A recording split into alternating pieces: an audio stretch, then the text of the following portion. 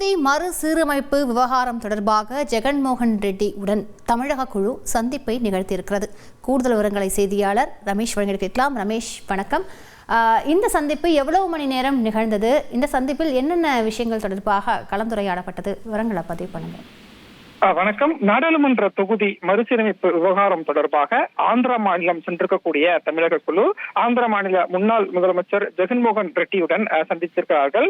March 22ஆம் தேதி தமிழகத்தில் நடக்கக்கூடிய தென் மாநில அரசியல் கட்சி தலைவர்கள் கூட்டத்துக்கு அது வைத்தி ஒரு பிளாட் வாங்கணுமா இல்ல ஒரு பிளாட் வாங்கணுமான்னு ஒரே கன்ஃபியூஷன். ஒரு ரியல் எஸ்டேட் எக்ஸ்பர்ட் கிட்ட பேசு. எப்படி?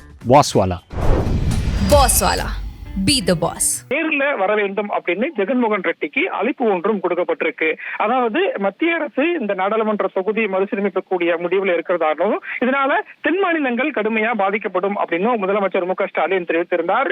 எனவே மார்ச் 22ஆம் தேதி 7 மாநிலங்களை சேர்ந்த அரசியல் கட்சி தலைவர்களை எல்லாம் சென்னைக்கு வரவழைத்து இந்த தொகுதி மறுசீரமைப்பு விவகாரத்துல அடுத்த கட்ட போராட்டத்தை நடத்துவதற்கு தமிழ்நாடு அரசு திட்டமிட்டிருக்கு. இதற்காக தான் ஒவ்வொரு மாநிலத்திற்கும் தமிழக குழு சென்று சம்பந்தப்பட்ட அரசியல் கட்சி தலைவர்களுக்கு நேரில் அழைப்பு கொடுக்கிறாங்க. அந்த வகையில தான் ஆந்திர மாநிலம் சென்றிருக்கக்கூடிய தமிழக குழு ஆந்திர மாநிலத்தில் YSR காங்கிரஸ் கட்சியின் தலைவரும் முன்னாள் முதலமைச்சருமான ஜெகன்மோகன் ரெட்டியை நேரில் சந்திச்சு அழைப்பு கொடுத்திருக்கிறாங்க. அமைச்சர் ஏவா வேலு இந்த அழைப்பை நேரில் கொடுத்திருக்கிறத பார்க்க முடிகிறது. அதே மாதிரி தெலுங்கு தேசம் கட்சியின் மாநில தலைவர் பல்லா சீனிவாச ராவ் அவர்களையும் நேரில் சந்திச்சு 22ஆம் தேதி நடைபெறக்கூடிய அனைத்து கட்சி கூட்டத்துக்கு நேரில் வரணும் அப்படிங்கிற ஒரு அழைப்பை அமைச்சர் ஏவா வேலுவும் திமுக MP வில்சனும் கொடுத்திருக்கிறாங்க. விரிவான விவரங்களுக்கு நன்றி ரமேஷ்.